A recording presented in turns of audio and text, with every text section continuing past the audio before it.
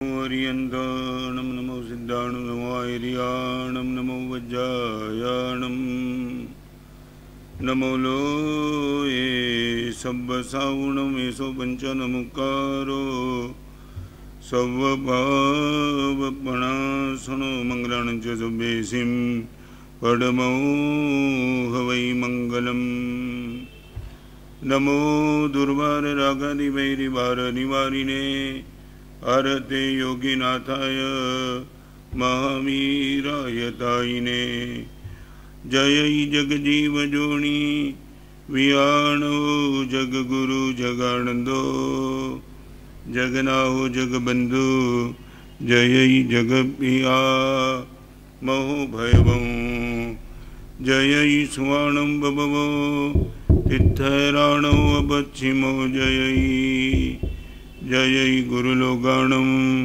जय महपा महावीरो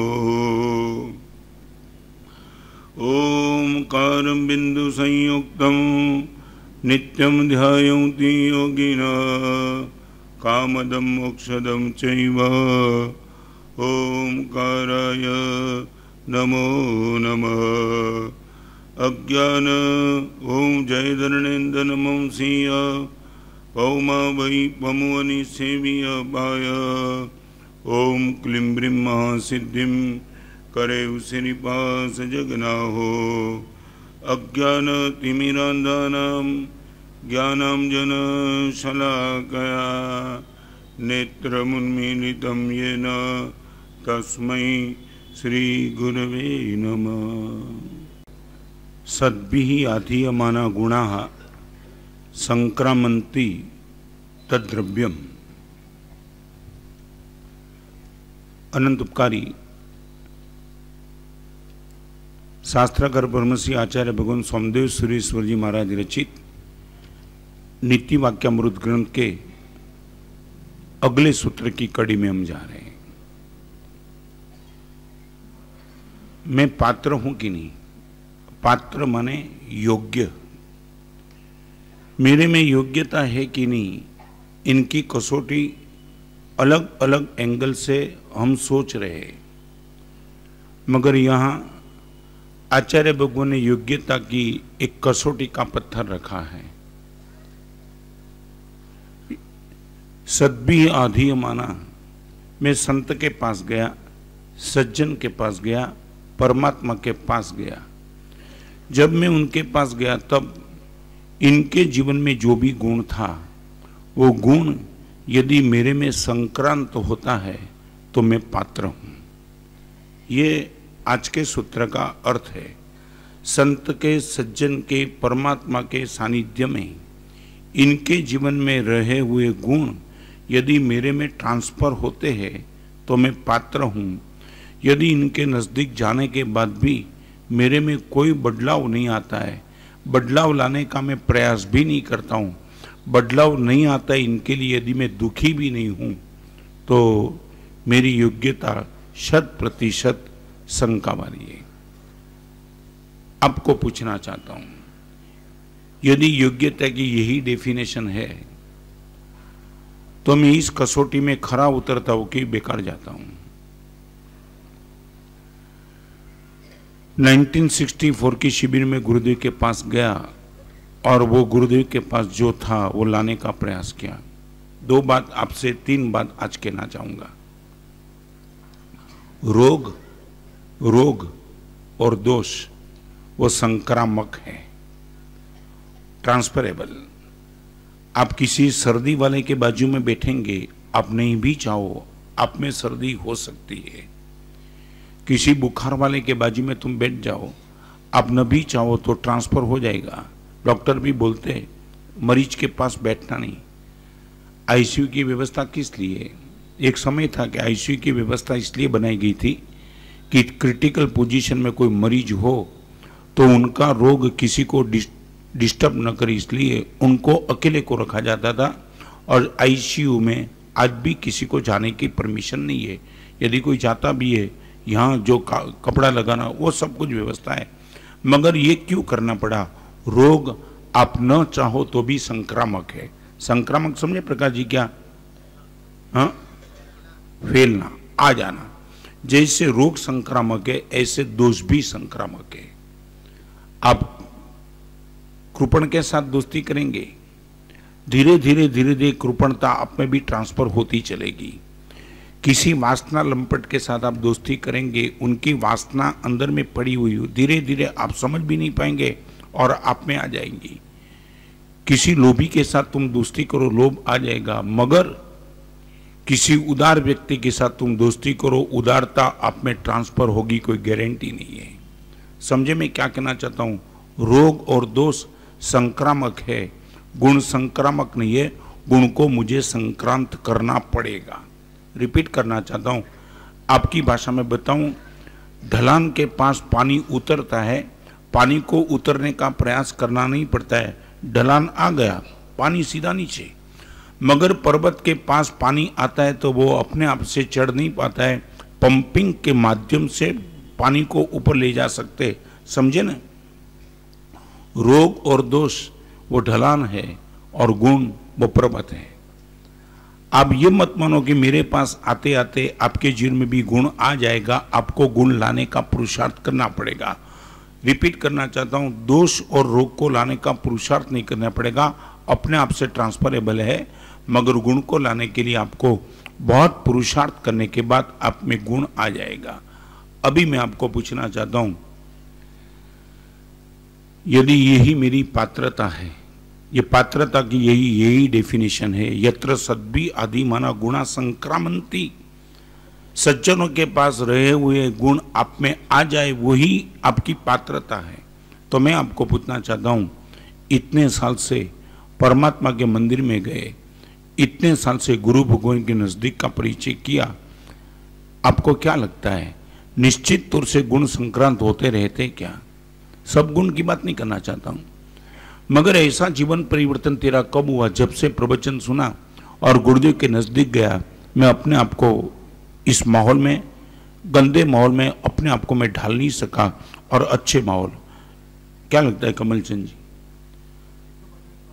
1-2% वो परसेंटेज थोड़ा बढ़ाना पड़ेगा। यदि ज्यादा परसेंटेज नहीं है तो इनका अर्थ यह है कि आपका पुरुषार्थ कम है। पुण्य कम नहीं, पुरुषार्थ कम है आपका। तो 3 बात आज आपको बताना चाहता हूं, एक कुपात्र है, एक अपात्र है, एक सुपात्र है। 3 बात। 3 कैटेगरी के लोग हैं। नंबर 1 कुपात्र है, नंबर 2 अपात्र है और नंबर 3 सुपात्र है। कुपात्र माने अंदर डाली हुई अच्छी चीज को भी जो बुरी कर देते वो कुपात्र है। रिपीट, आपने चीज अच्छी डाली अंदर, मगर वो गलत में कन्वर्ट कर दिया उसने। ऊपर से निर्मल पानी वो घड़े में तुमने डाला है, जिस घड़े में शाई है, शाई लिखने की शाई, बराबर है।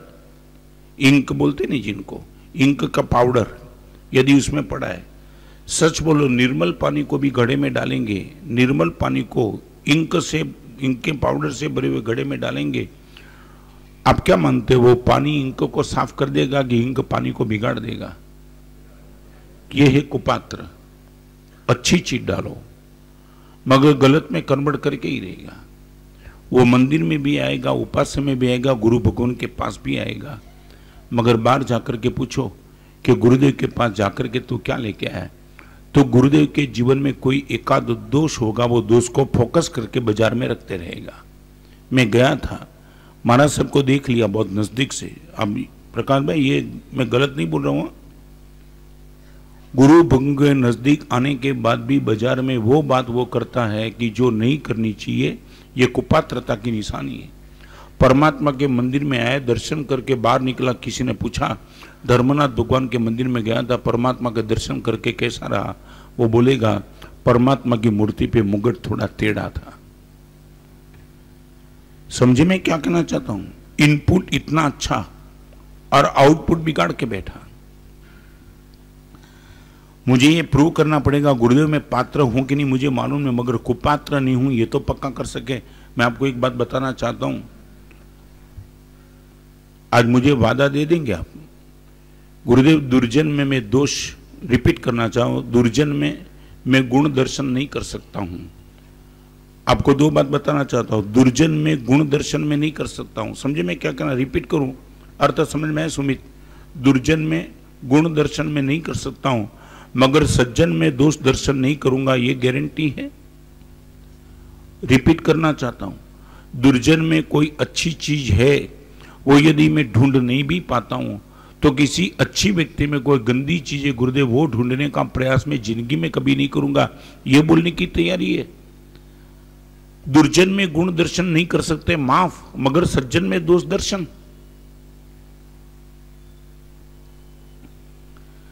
क्या लगता है, कई लड़के अपने मित्र के साथ बैठकर के अपने माँ बाप के लिए गलत बोलते हैं।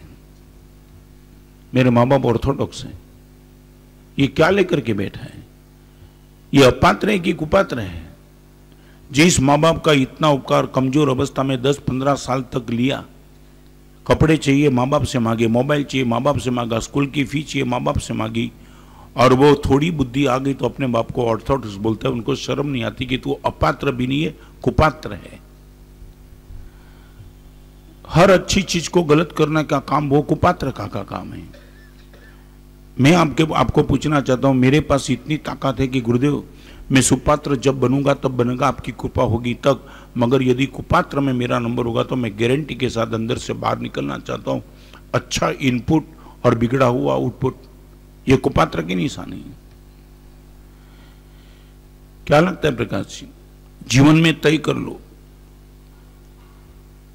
बुरी व्यक्ति में अच्छा नहीं देख पाऊंगा, मगर अच्छे में तो गलत कभी नहीं देखूंगा। और एक बात बताओ, मैं खुद भी भगवान नहीं हूं। मैंने न कभी दावा किया, न मैंने अंदर से माना कि मैं परमात्मा बन गया। मैं तो परमात्मा बनने के मार्ग पे निकला हुआ साधक हूं। I am not God. आप मुझे कभी परमात्मा मत माना, मुझे वो हाइट पे मत माना कि जो परमात्मा जिस हाइट पे। मैं भी गलती कर सकता हूं, मेरे में भी बहुत कुछ कमजोरी है, मगर ये कमजोरी को फोकस करना पब्लिक के बीच में और आपके हृदय में, तो होगा क्या? होगा क्या? आप मेरे से दूर होते रहेंगे, उसमें नुकसान मुझे नहीं है, नुकसान आपको है। तो मैं इतना गारंटी के साथ कह सकता हूं कि गुरुदेव मैं अपात्र हूं कि नहीं वो मालूम नहीं, मगर कुपात्र तो नहीं हूं, ये पक्का कर सकेंगे मेरे माँ बाप, मेरे गुरु भगवान, ये जिन शासन, जिन जिन लोगों का मैंने उपकार लिया है। और एक बात बताऊं, यदि आपको सामने वाली व्यक्ति गलत लगती है तो एक काम करो, इनका कोई उपकार आप नहीं लेंगे। हर उपकार लेने के लिए तैयार, और इनके लिए जब बोलने की बात आती है तब गलत बोलना, गंदा बोलना, बेकार बोलना, उसके तक आते वक्त रोक देना। मैं आपको पूछना चाहता हूं, आपकी मानसिकता क्या है? हमारे वहां माता पिता के आशीर्वाद को मंगल कहा है। मंगल, बाहर निकलने के पहले परमात्मा का दर्शन करके निकलना, 3 प्रदक्षिणा देकर के जाना, गुरुदेव का मंगलिक सुन के जाना, वो जैसे मंगल है, ऐसे ही शिष्य बेटा जब बाहर निकलेगा माता पिता के चरण में झुक करके इनका आशीर्वाद लेगा, ये श्रेष्ठतम मंगल है। जिस शास्त्रकारों ने माता पिता के आशीर्वाद को मंगल का, वो माँ बाप को ऑर्थोडॉक्स बोलना, जमाने को नहीं समझ पाते, एडवांस टेक्नोलॉजी कहाँ है, वही पुरानी बात, रटी रटाई बात, 14वीं सदी की बात, हर तरह के रिस्ट्रिक्शन लगा के बैठते। मैं भी पॉसिबल। एक बात बताना चाहता हूँ, parents can be wrong but can not be bad. Can be wrong but can not be bad. माँ बाप गलत हो सकते मगर गंदे नहीं हो सकते, गलत हो सकते। समझे में? What is the difference between wrong and bad? वो आसमान जमीन का फेर है। आपको मैं पूछना चाहता हूं, मेरी और आपकी मानसिकता क्या? सच्चे और अच्छे लोगों में गलत देखने का पाप हम नहीं करेंगे गुरुदेव। अभी तक हमने दावा के साथ कह सकते हैं कि गुरुदेव हमने ऐसा काम कभी नहीं किया, बोल सकते हैं। बातचीत में बात निकलती है तो हम नीचे कहां उतर जाते हैं हमें मालूम भी नहीं होता है। या तो पिक्चर में रात को 9 से बार क्यों नहीं आता है? पिताजी ने ना बोला। आज के जमाने में पिताजी ऐसे लेकर के बेटे, एक बात बताऊं, तुम्हारी ताकत है तो सामने वाले को आपके पिताजी के खिलाफ बोलना बंद करो, मगर तुम वहां खड़े रह करके उनकी बात सुनते हो। हमारे वहां मैंने पहले बताया था, यहाँ आपको इसी प्रवचन सभा में पहले बताया था, हरिभद्र समाज पंचाशक नाम के ग्रंथ में यह कहते हैं कि माता पिता का अवर्णवाद तो नहीं करना है, मगर गंदे स्थान में, लेटरिन के पास, बाथरूम के पास, या तो चलते चलते आप किसी भी कारण से गटर के पास आपको खड़ा रहना है, माँ बाप का नाम लेना वो भी प्रायश्चित है। नाम भी नहीं लेना है। इतने उपकारी का नाम गलत गंदे स्थान पे मैं नहीं लूंगा। यदि गंदे स्थान पे माँ बाप का नाम लेना वो भी एक डिस्टर्ब कर सकता है, तो माँ बाप के लिए गलत बात करना वो तो कितनी डिस्टर्ब है। चलो आगे, सच बोलो क्या लगता है। और एक बात बताऊं, मेरे पास आओ, किसी भी संत के पास जाओ, इनका 2 रिजल्ट आवे तो आप मानना कि संत का सानिध्य हमारे लिए सफल हो गया। संत के पास जाने के बाद या तो संत बनो या तो शांत बनो। संत बने या तो शांत बने। शांत माने पुखरा जी क्या, शांत बनना माने एग्रेसिव माइंड खत्म कर देना। ये तेरा क्रोध कब से कंट्रोल पे आया? जब से संत के सानिध्य में गया ना, उनको देखा, अभी लगा कि एग्रेसिव माइंड लेकर के क्या बोलना है। नहीं, अभी बिल्कुल शांति आ गई, मन बिल्कुल शांत बन गया है। अब तक एग्रेसिवनेस था। ये 2 ही रिजल्ट आपको मिलना चाहिए। आप मेरे नजदीक आए, मेरे पास आए, तो 2 ही रिजल्ट, या तो मैं संत बन जाऊंगा या तो मैं शांत बन जाऊंगा। एक लड़का अहमदाबाद का मेरे पास आया था।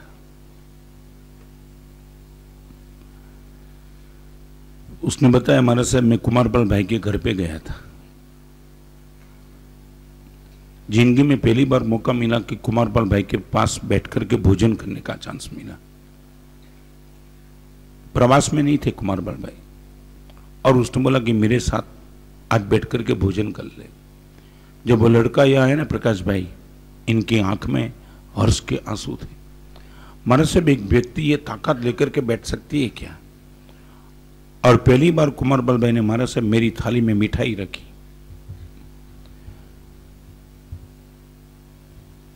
पचास साल से जिस व्यक्ति ने अपनी जीभ पे घी नहीं रखा, घी की कोई मिठाई नहीं रखी, जिंदगी भर तक घी बंद है। 1964 में जब शिविर में आए और ब्रह्मचर्य का पचकान लिया, तब से घी बंद है। और वो कुमारपाल भाई बाजू में बैठे, घी बन, घी की मिठाई बन, वो आदमी इनकी थाली में घी मिठाई रख रहा है और वो देखते रहा। उसने बोला, कुमारपाल भाई ये क्या करते हो आप? मेरे जैसे छोटे आदमी को आपके साथ बैठने का, भोजन करने का मौका मिले, और वो भी आपके हाथ से मेरी थाली में मिठाई। कुमार भाई आप कमाल करते हो। और कुमारपाल भाई ने भी, वो लड़का इतना प्यारा था कि बोला, दोस्त तू भी तो कभी नहीं आया। जब भी मेरे घर पे आया तो दोपहर को आया, सुबह को आया, भोजन का समय था ही नहीं। आज एक्सीडेंटली भोजन के समय भी तू आ गया है, तो मेरे साथ बैठ करके भोजन कर। अभी आपको बताऊं, एक अच्छी व्यक्ति का सानिध्य जीवन परिवर्तन क्या कर सकता है बुकराज जी। और लड़के ने बोल दिया, जैसे वो थाली में से मिठाई उठा करके अपने पेट में डाली, इनके मन की सोच बदलने लगी। ऐसे पवित्र व्यक्ति के हाथ का भोजन आज मुझे मिला और वही भोजन मेरे पेट में जा रहा है। और पूरे थाली में पड़ी हुई एक मिठाई का टुकड़ा मुंह में डालने के बाद भोजन जैसे ही समाप्त हुआ, प्रकाश भाई आप विश्वास नहीं करेंगे, वो लड़के ने मुझे बोला, मैंने कुमारपाल भाई को कहा कि कुमारपाल भाई आपके हाथ से मैंने मिठाई खाई है, इतने हृदय में भाव आ गए, एक काम करो, आज से जिंदगी भर मिठाई बंद का पचकान दे दो। और जिंदगी भर मिठाई छोड़ के बैठा। एक त्यागी व्यक्ति के पाठ बैठ करके जीवन में त्याग संक्रांत, एक गृहस्थ जीवन में बैठा हुआ व्यक्ति ये चमत्कार कर सकता है। अब इस सभा में बैठने वाले कोई लोग ऐसे नहीं कि जिन्हें संत का सानिध्य न मिला हो। No one. कहीं कम ज्यादा हो सकता है, कोई 24 घंटे, कोई 10 घंटे, कोई 12 घंटे, कोई 1 घंटे प्रवचन में आके के निकल गए, मगर इस सभा में बैठने वाला कोई ऐसा नहीं है कि जिंदगी में कभी कोई संत के पास न गया हो, किसी सज्जन के पास न बैठा हो। ऐसा भी कोई आदमी नहीं होगा। कहीं तो अच्छे आदमी मिले। I would like to know, आपको मैं पूछना चाहता हूं, आपको लगता है कि वो संत के पास बैठ करके गुरुदेव ये गुण मेरे में आ गया, गुरुदेव ने मुझे दिया। कुमारपाल भाई ने सामने से बोला नहीं था कि मिठाई का पचकान कर ले, उसने खुद के मन में लगा कि ऐसे पवित्र पुरुष के पास ऐसे निकम में खाली हाथ से क्यों जाऊं, मिठाई का त्याग करके चला जाऊं। क्या लगता है कमल जी? उदार व्यक्ति के पास बैठ करके उदारता आ जाए। जीवन में कभी आपने किसी को क्रेडिट दिए कि गुरुदेव मेरे जीवन में जो उदारता है ना, उस व्यक्ति को लेकर के मैं गुरुदेव ऐसे कृपण था, उदार नहीं था, मगर उनका परिचय आते रहा और उदारता संक्रांत हो गई। गुरुदेव आज मैं धन्य बन गया। आपको पूछना चाहता हूं मानसिकता क्या है? प्रकाश जी क्या मानसिकता? नहीं, अभी 4 महीने से प्रवचन चल रहा है। We would like to have some result.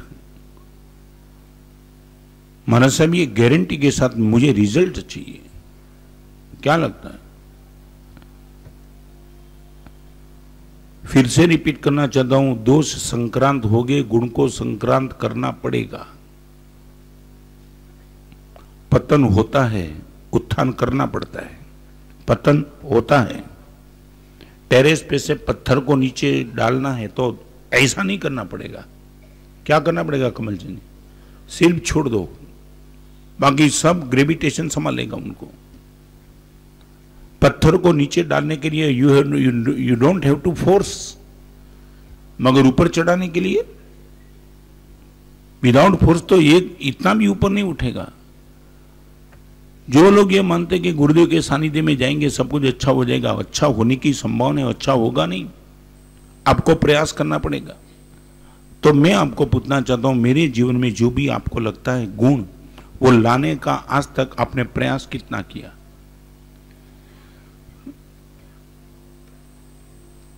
मेरा प्रवचन अच्छा लगा कि मेरा जीवन अच्छा लगा? नहीं, दो हो सकता है। अच्छा, ओके, प्रवचन की तो बहुत बात तुमने नोट डाउन भी कर ली, बाहर भी गए और आया। जीवन में से तुमने क्या लिया? प्रवचन में से बहुत कुछ लिया, जीवन में से क्या लिया? नहीं, ये बोलना पड़ेगा ना। यत्र अधीयमाना सद्भिः आधीमाना गुणा संक्रमन्ति तद्द्रव्यम। जिस सज्जनों के पास बैठने के बाद इनके पास जो गुण है वो मेरे में आ जाए, वो पात्रता है। 1% यदि जीवन में से कुछ लेने की बात नहीं है आप, और कभी दुख भी होता है ना। प्रवचन में आने वाले हर व्यक्ति गुरुदेव के सानिध्य में आते हैं, जरूरी नहीं है। दूरी बनाए रखते और निकल जाते, ना मालूम रीजन क्या है। थोड़े नजदीक आओ, थोड़े कभी बैठो। मैं इंदौर में था,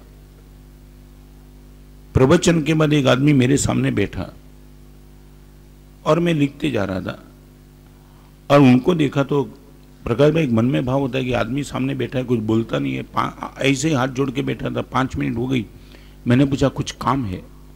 नहीं महाराज साहब।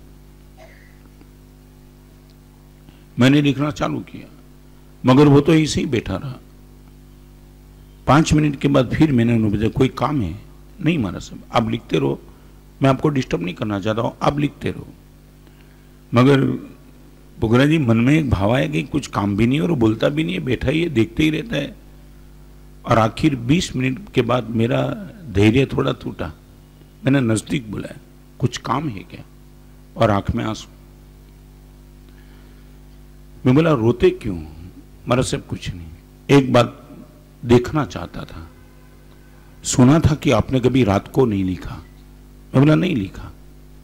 मानो साहब, दिन के उजाले में प्रवचन, पब्लिक का संपर्क, संघ को संभालना, हर तरह की चीज संभालने के बाद आप साहित्य का सर्जन कैसे करते हो? बाहर से तो सुन लिया था, मगर एक देखना चाहता था कि एक संत बात भी करता है, लिखता भी है, सब मैनेज करता है, कैसे? हाउ? तो आज प्रवचन के बाद महाराज साहब मैंने ठान ली थी कि आपके बाजू में बैठ करके देखते रहूंगा। और महाराज साहब, सर्वमंगल होने के बाद आपने प्रवचन में जाने के बाद 5 मिनट का विराम करके कलम उठाई, मैं देखते रहता हूँ, वास्केप भी डालते हो, बात भी करते हो, लिखते भी रहते हो। महाराज साहब, आपको सत सत प्रणाम, आप ही ये काम कर सकते हो। महाराज साहब ऐसा आशीर्वाद दो। अभी मैं आपको बोलना पूछना चाहता हूँ, वो क्या मांगता था? इतनी भीड़ के बीच में भी महाराज साहब आप सर्जन कर सकते हो। मैं परमात्मा के मंदिर में जाता हूँ, 2 लोग आते तो मेरी एकाग्रता खंडित हो जाती है। आप ऐसा आशीर्वाद दो कि परमात्मा के मंदिर में 50 लोग के बीच में भी भगवान के साथ हमारा अटैचमेंट रहे जैसा आपका अटैचमेंट है। मैं आपको पूछना चाहता हूं, जीवन से कुछ पाया? क्या लगता है कमलचंद जी? क्या नहीं? आपको ये अभी मैं चाहता हूं कि आपको होना चाहिए कि महाराज साहब निश्चित तौर से हम रिजल्ट ला करके बैठे। और एक बात तो बिल्कुल पक्का पता है, ये गुण आएगा नहीं, गुण को लाना पड़ेगा, पाप आएगा। ये खोपड़ी में बिल्कुल बिठा दो, कोई गंदी चीज को लाने का आपको काम है। और एक बात बताओ, आपके व्यवहार की बात बताओ सुमित्र, डाकू घर में आ जाता है कि मेहमान आ जाता है? विदाउट आमंत्रण दिए बिना घर में कौन आएगा? मेहमान की डाकू? डाकू डाकू को घर में आने का कोई आमंत्रण नहीं दिया, और मेहमान को तो 10 बार आमंत्रण दो फिर भी वो आएगा कि नहीं, शंका है। तो हर पाप डाकू जैसे है, आपका इनविटेशन बिना भी आकर रहेंगे। हर गुण मेहमान जैसा है, कितनी बार बुलाने के बाद आपके पास आएंगे, वो लाख रुपए का प्रश्न है। मैं पूछना चाहता हूं, सच बोलो, मेरे में से आपको क्या चाहिए?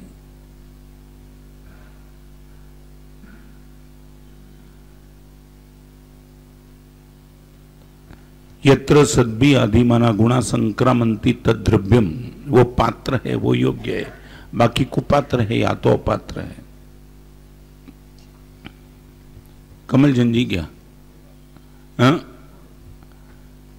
नहीं, पूछना चाहता हूं कि इतने टाइम के परिचय के बाद कौन से गुण को पाने का आपने सिंसियरली प्रयास किया?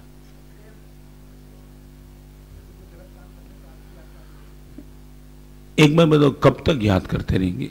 नहीं, ये बात समझ में आई। कमलचंद जी ये कहते कि जब भी गलत काम करते तब आपकी याद आती है, मगर मैं आपसे वो अपेक्षा रखता हूं गुरुदेव, अभी गलत काम होता ही नहीं है। गलत काम करते मेरी याद आती है, ऐसा क्यों? कब तक? अभी आप ये बोलो गुरुदेव, इतने टाइम के बाद एक समय ऐसा था गलत काम करते करते आपकी याद आती थी, अभी हमारा सब गलत काम ही छूट गया। वो स्टेज पर कब जाएंगे? जब भी गलती करते तो रबर याद आ जाता है, इरेज याद आता है, जब भी गलती करते रबर याद आता है, मगर रबर तो धीरे धीरे धीरे धीरे कम होते जा रहा है, और गलती खत्म नहीं होगी तो रबर बिना क्या करेंगे हम? क्या करना है? गलत काम करते करते मुझे याद रखना है कि गलत काम छोड़ देना है। छोड़ देना है तो अभी दूसरा प्रश्न, कौन रोकता है? नहीं, वो भी तो जवाब आपको देना पड़ेगा। यदि आप गलत कार्य छोड़ देना चाहते हो तो गलत कार्य छोड़ने से आपको कौन रोकता कौन है?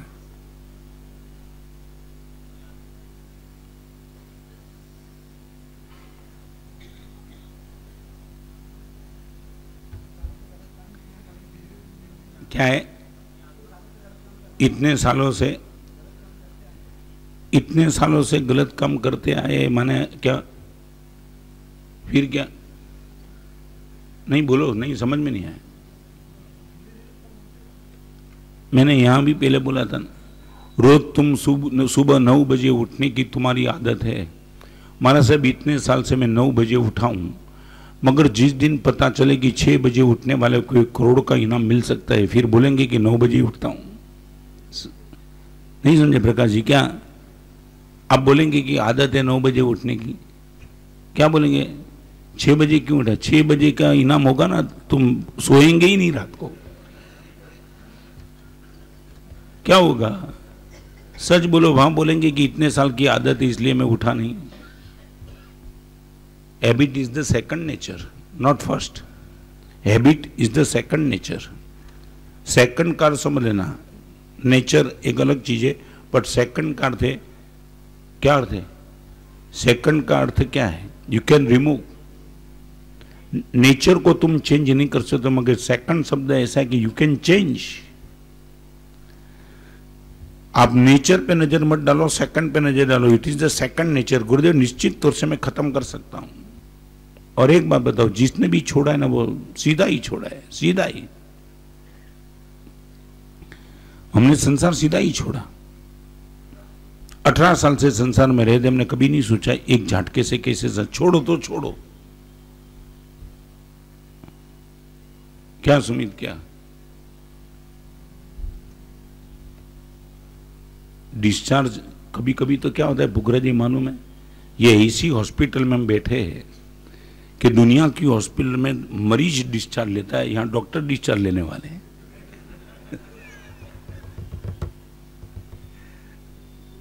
समझे?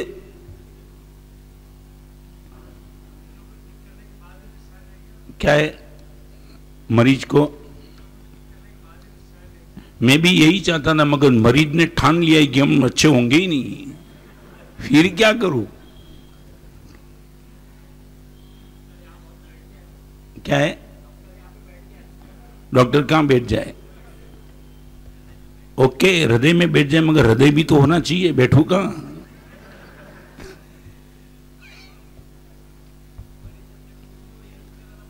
मरीज जब तक नहीं, उनको मालूम है ना ये इसी हॉस्पिटल है जहां 1 रुपया देना नहीं ना, डॉक्टर की फी देनी है, मजा करो। हाँ, और स्वामी बात चल, देखो ये आया।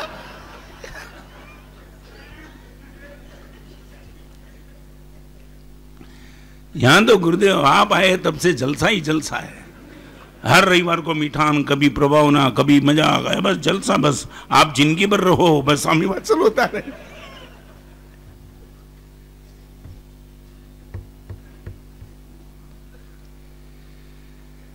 डर कहां है?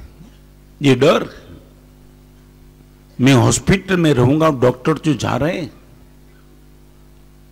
और अभी यदि मैंने डिले किया, देरी की, उपेक्षा की, तो फिर ये डॉक्टर कब मिलेंगे? व्यथा होनी चाहिए।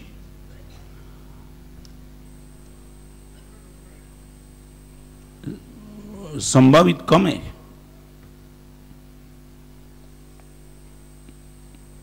समझे मैं क्या कहना चाहता हूं? आपको ये जल्दबाजी होनी चाहिए, जल्दबाजी। गुरुदेव अभी, अरे हम जल्दबाजी कर रहे हैं, और इसलिए मैं गंभीरता से बात फिर से रिपीट करना चाहता हूं, गुण को आप आमंत्रण देंगे तो ही आएंगे, विदाउट इनविटेशन वो निश्चित तौर से नहीं आएगा। अब ये मत मानो आप उदार अपने आप से बन जाएंगे, कृपण बन जाएंगे अपने आप से, मगर उदार नहीं बन पाएंगे। वासना अपने आप से आ जाएगी। और एक बात आपको पता है, घास देखा है ना, घास वो अपने आप से उग जाता है, और गुलाब को उगाना पड़ता है। घास को कुछ नहीं करना पड़ता, अपने आप से उग जाए। गुलाब को तो पैदा करना पड़ता है, उगाना पड़ता है, वो उसके बाद भी उनको संभालना पड़ता है। तो मैं रिपीट करना चाहता हूं, वासना वो घास है और उपासना वो गुलाब है। अपने आप से पैदा हो जाए वो वासना है, और जिसको लाने के लिए तुम्हें स्ट्रगल करना पड़े वो उपासना है।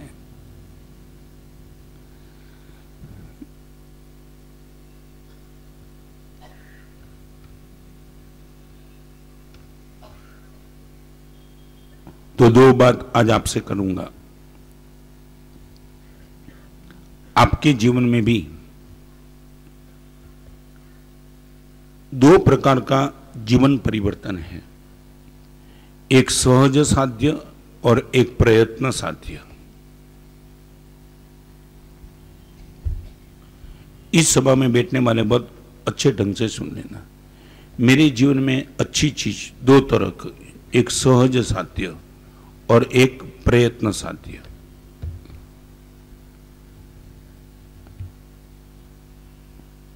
शायद इस सभा में बैठने वाले को नॉनवेज का त्याग सहज साध्य है कि प्रयत्न साध्य है?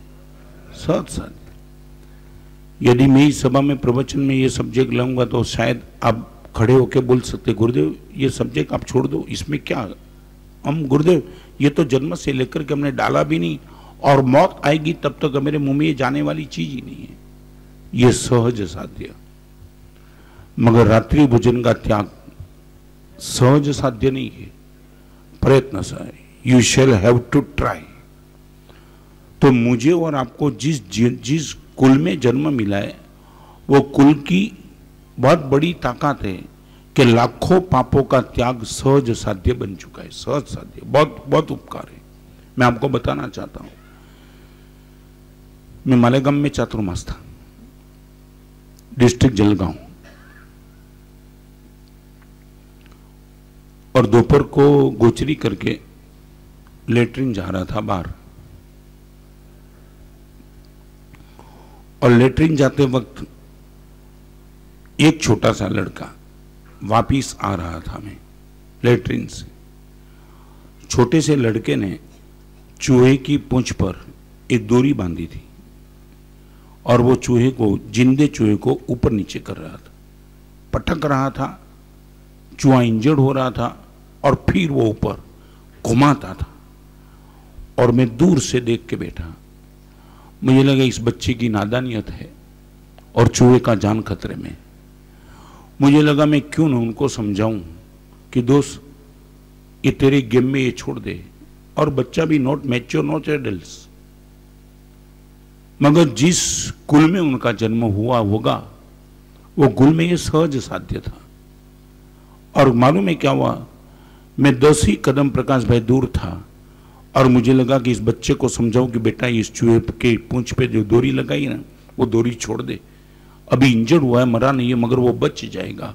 मगर मैं कुछ जाकर के 10 कदम में जाकर के उनको बोलूं, इनके पहले एक बैलगाड़ी आ रही थी, बैलगाड़ी के पहिए के नीचे उसने चूहे को रोक दिया, मेरी आंखों के सामने चूहा खत्म हो गए।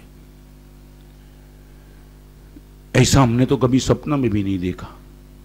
ये किसका उपकार है?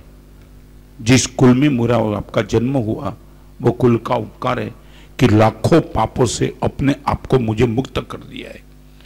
तो अभी मुझे कितना करना है? कई पाप ऐसे हैं कि मैंने महाराज साहब सोचा भी नहीं, मैं छूट गया इससे। तो अभी थोड़े पाप ऐसे कि जो सहज साध्य नहीं है, मगर क्या है? प्रयत्न साध्य। तो मैं आपको पूछना चाहता हूं कि आप एक बार तय कर लो कि प्रयत्न साध्य पाप जो पुरुषार्थ से ही मुझे साध्य होगे, वो पाप और वो धर्म में कितना कर सकता हूं, कितना? इस सभा में बैठने वाले किसी को यह कहना नहीं पड़ता कि किसी आदमी का खून मत करना, समझे ना? ये क्या है? सहज साध्य।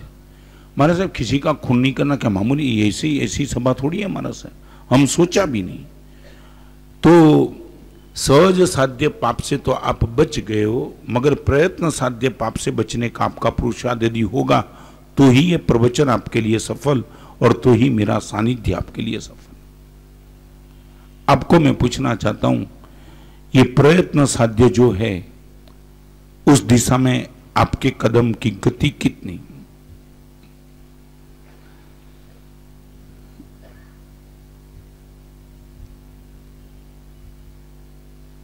सुरेश भाई कितनी?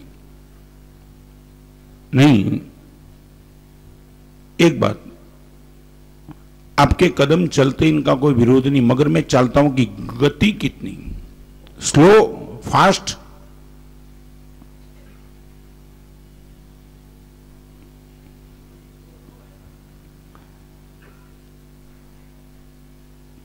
तो एक जवाब दो, स्लो क्यों है? यदि आप गति को तेज कर सकते हो और मंजिल को जल्दी पा सकते हो तो फिर गति स्लो क्यों है?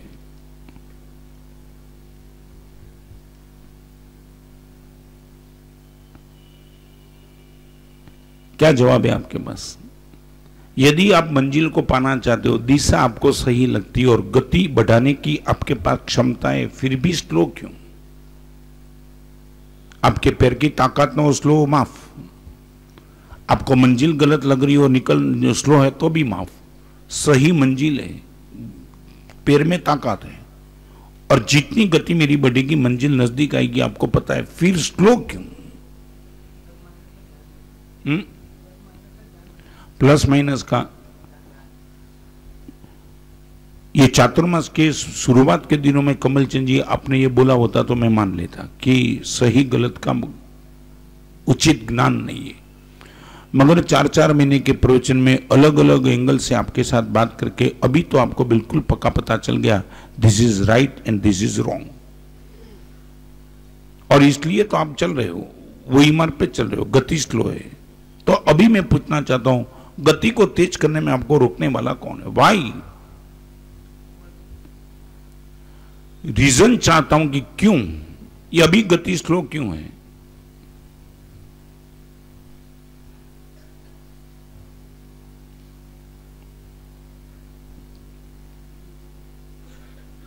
क्या संसारिक मोह? नहीं, ये कोई आपका जवाब नहीं। This is not right answer.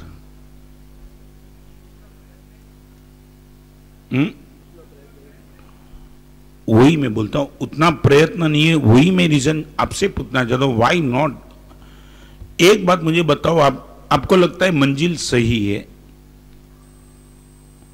तो फिर और गति बढ़ाने की आपके पास क्षमता है, फिर क्यों धीरी गति?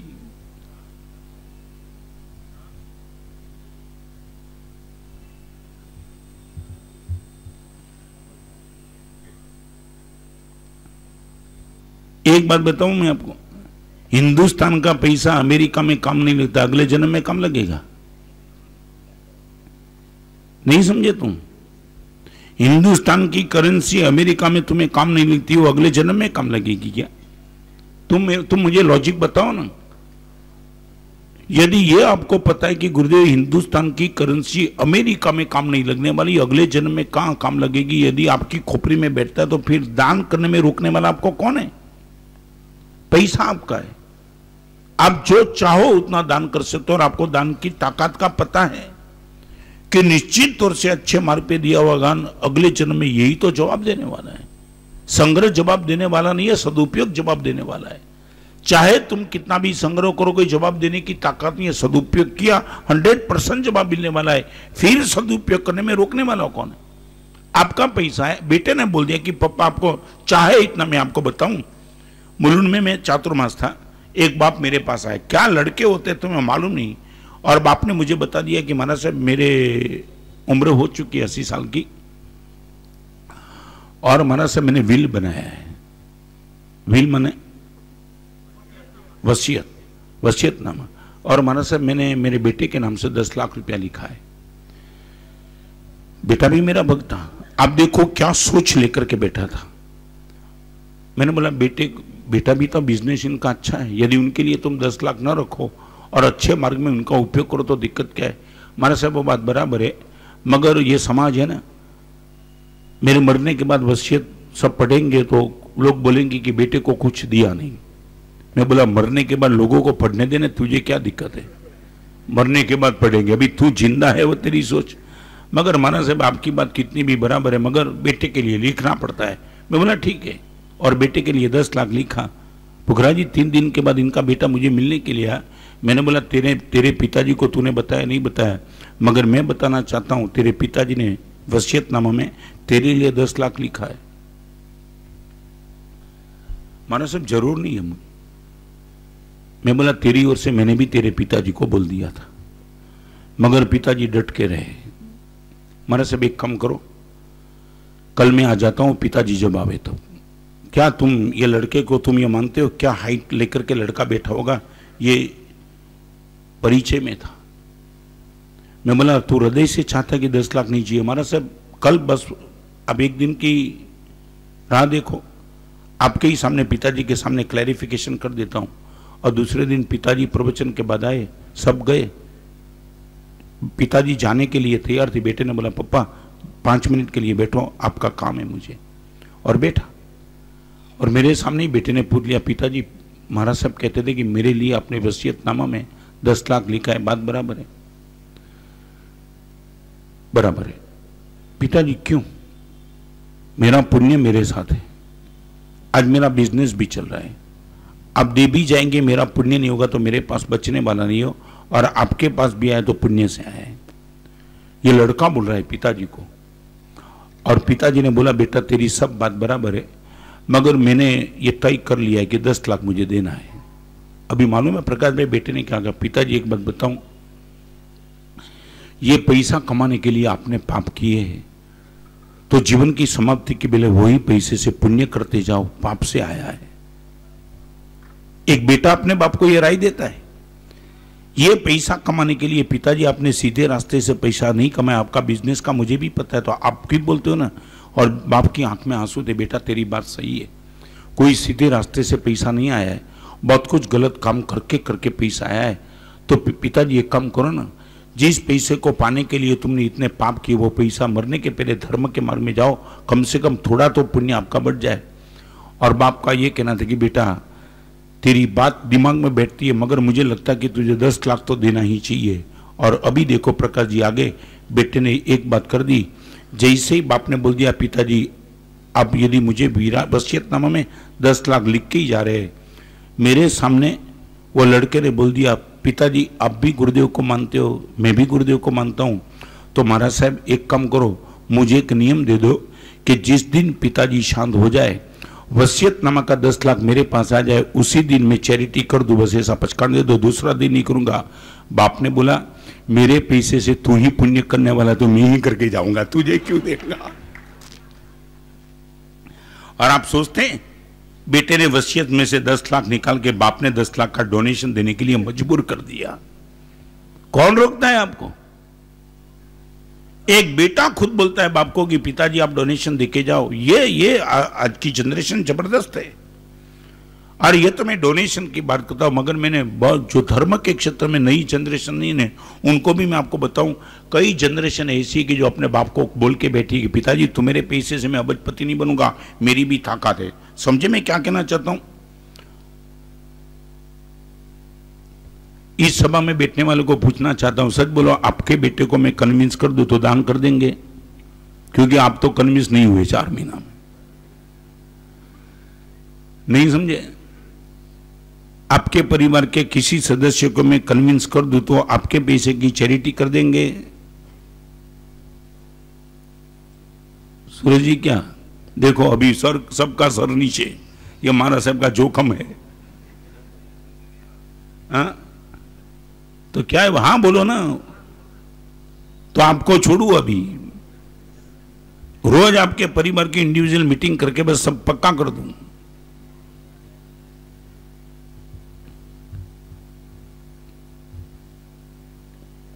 कितनी दिक्कत की बात है। नहीं मैं ये कहना चाहता हूं हाउ मच टफ,